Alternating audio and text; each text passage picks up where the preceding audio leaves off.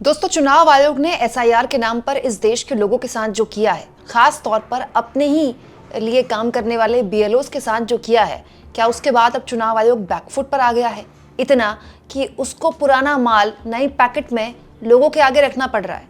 दोस्तों, हमारे मार्केट में, इंडियन मार्केट में या फिर ऑल ओवर वर्ल्ड वाइड, आपने एक मार्केटिंग स्ट्रैटेजी देखी होगी कि कंपनियां क्या करती हैं, माल अगर नहीं बिक रहा हो या माल को लेकर कोई एक्साइटमेंट मार्केट में पैदा करनी हो, तो सेम सामान को, सेम प्रोडक्ट को नए पैकेट में चमचमाते हुए नए अंदाज में बोल के लॉन्च कर देते हैं। चीज़ वही होती है, पैकेट नया होता है।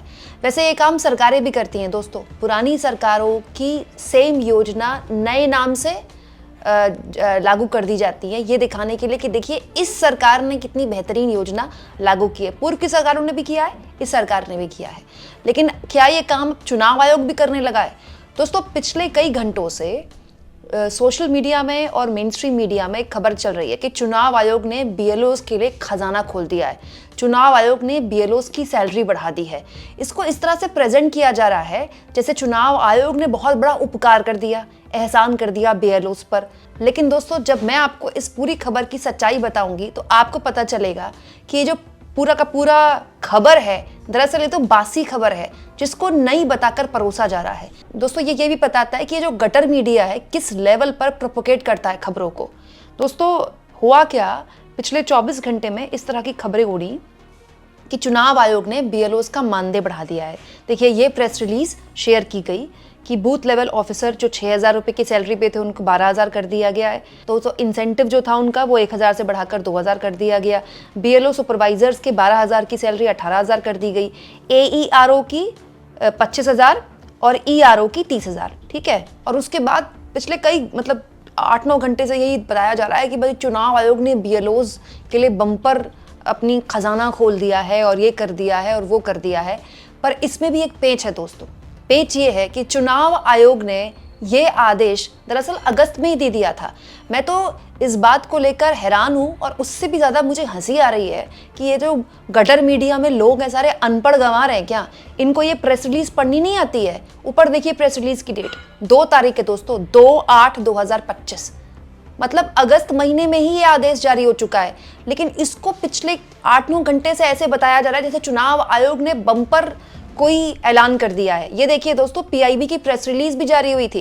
ये देखिए 2 अगस्त 2025 को दरअसल ये आदेश हुआ था और पीआईबी की प्रेस रिलीज भी जारी हुई थी। सेम टू सेम है। 6,000 के 12,000 कर दिए गए, इंसेंटिव 1,000 का 2,000 कर दिया गया, बीएलओ सुपरवाइजर का 12,000 से 18,000 कर दिया गया, एईआरओ ईआरओ की 25,000 और 30,000। और ये किया था तब दोस्तों जब बिहार में एसआईआर चल रहा था। बिहार के वक्त भी इस तरह की शिकायतें आई थी कि बीएलओस पर बहुत काम का प्रेशर है। ये बिहार के वक्त हुआ था।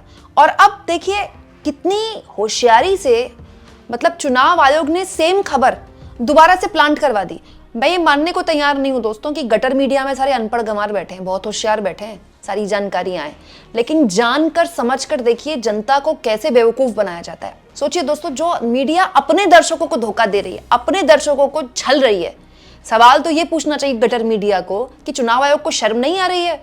वो कोई सरकार है क्या कि अपना ही लिया हुआ 4 महीने पुराना फैसला फिर से ऐसे प्रोपोगेट कर रही है कि चुनाव आयोग ने कौन सा खजाना खोल दिया है बीएलओस के लिए? तो बड़ा सवाल ये है दोस्तों कि चुनाव आयोग को ऐसा क्यों करना पड़ रहा है?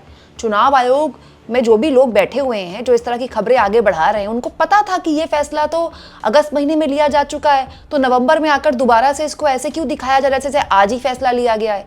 बात बहुत सिंपल सी है दोस्तों। बीएलओस की जो प्रताड़ना हो रही है एसआईआर के नाम पर, वो अब कोई छुपी और ऐसी बात नहीं है जिस पर केवल विपक्ष बोल रहा है। कल मैंने आपको एक खबर दिखाई थी जिसके जरिए मैंने आपको बताया था कि पश्चिम बंगाल के जो प्रदेश अध्यक्ष हैं बीजेपी के, उन्होंने तक ज्ञानेश कुमार का नाम लेकर खूब धोया था ज्ञानेश कुमार को कि बैठकर वहां ज्ञान मत दीजिए, आपको पता भी है बीएलओस की क्या हालत है। सुनिए। নির্বাচন কমিশন দিল্লিতে জ্ঞানেশ কুমার বসে থাকবেন, উনি জ্ঞানগর্ভ 2-3টে স্টেটমেন্ট দেবেন আর পশ্চিমবঙ্গের স্থিতি অন্যরকম হবে, এটা হতে পারে না। নির্বাচন কমিশনকে আসতে হবে, এখানে জ্ঞানেশ কুমারকে আসতে হবে, কি অবস্থায় বিএলওরা আছে তার দেখতে হবে। तो ये सच्चाई है दोस्तों कि बीएलओस हद लेवल पर प्रताड़ना झेल रहे हैं। इस एसआईआर के नाम पर। स्थितियां ये आ गई हैं, मैं कुछ बीएलओ से मेरी ऑफ द रिकॉर्ड बात होती है, क्योंकि ऑन द रिकॉर्ड तो कोई बात नहीं करता, सबको नौकरी जाने का खतरा होता है। तो बता रहे थे मैडम हमारी ये हालत हो गई है कि हम अपने इलाके में लोगों के दुश्मन बन गए, क्योंकि हर आदमी को लगता है कि ये फॉर्म भरने में जल्दबाजी कर रहा है, इसको कहीं मेरा नाम ना कटवा दे, फलाने के साथ ये ना कर दे।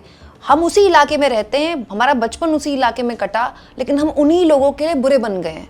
स्थितियां ये आ गई हैं। और ये भी सच है दोस्तों कि देश भर में बीएलओस की जान गई है।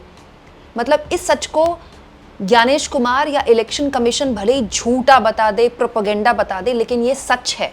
और ये जाने केवल उन्हीं राज्यों में नहीं गई है जहां विपक्ष की सरकारें, बहुताया उन राज्यों में गई है जहां पर डबल इंजन की सरकारें चल रही हैं, जिनमें गुजरात, मध्य प्रदेश और राजस्थान वो राज्य। बाकायदा बीएलओस ने नोट्स लिखे हैं अपनी जान देने से पहले।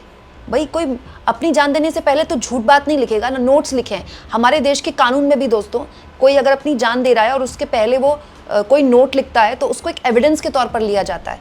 अगर 2014 वाली मीडिया होती ना, तो इस चुनाव आयोग की हालत ये हो जाती कि ज्ञानेश कुमार को इस्तीफा देना पड़ जाता सिर्फ एक नोट से।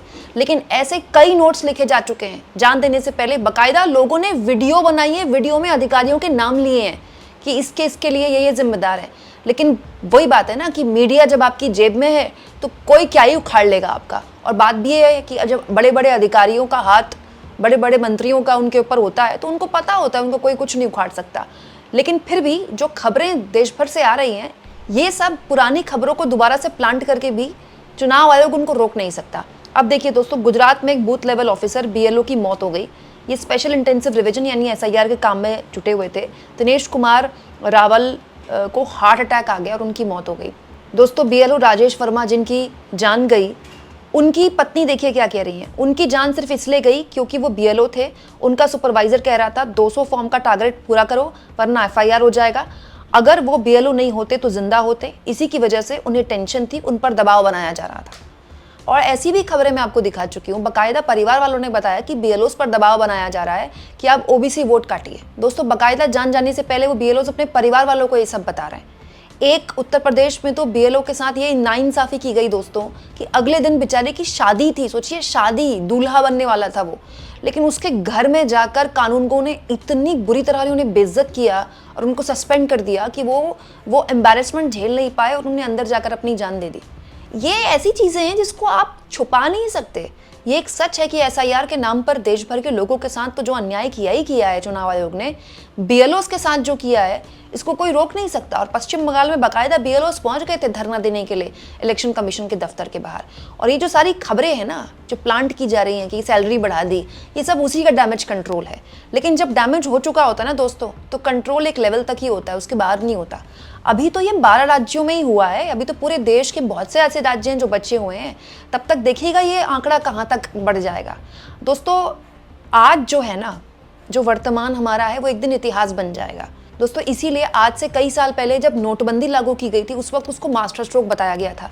लेकिन आज बीजेपी तक उस नोटबंदी को सेलिब्रेट नहीं करती, क्योंकि वो जानती है कि वो नोटबंदी मतलब एक ऐसी गलती थी जिससे न केवल अर्थव्यवस्था चौपट हुई, बल्कि कई लोगों की जान गई और लोगों को बेमतलब लाइन में खड़ा किया गया। ये सरकार जो बात बात की चीज़ों को इवेंट बनाती है, नोटबंदी को इवेंट नहीं बनाती। आप लिख के ले लीजिएगा, आज जो एसआईआर हो रहा है और चुनाव आयोग एसआईआर के नाम पर देश के लोगों और बीएलओस के साथ कर रहा है, इतिहास इस एसआईआर को भी ऐसे ही याद करेगा कि एसआईआर के नाम पर किस लेवल की प्रताड़ना लोगों को दी गई कि लोग लिख लिख कर अपनी जान दे रहे थे। उसके बावजूद भी चुनाव आयोग उस पर एक्शन लेने की बजाय पुरानी खबरें प्लांट कर रहा था। आपको क्या लगता है? कमेंट बॉक्स में ज़रूर लिखें और जितना हो सके चैनल को शेयर भी करें, सब्सक्राइब भी करें और थैंक्स और ज्वाइन के ऑप्शन से अगर आप चाहें तो कुछ आर्थिक मदद भी चैनल की ज़रूर करें।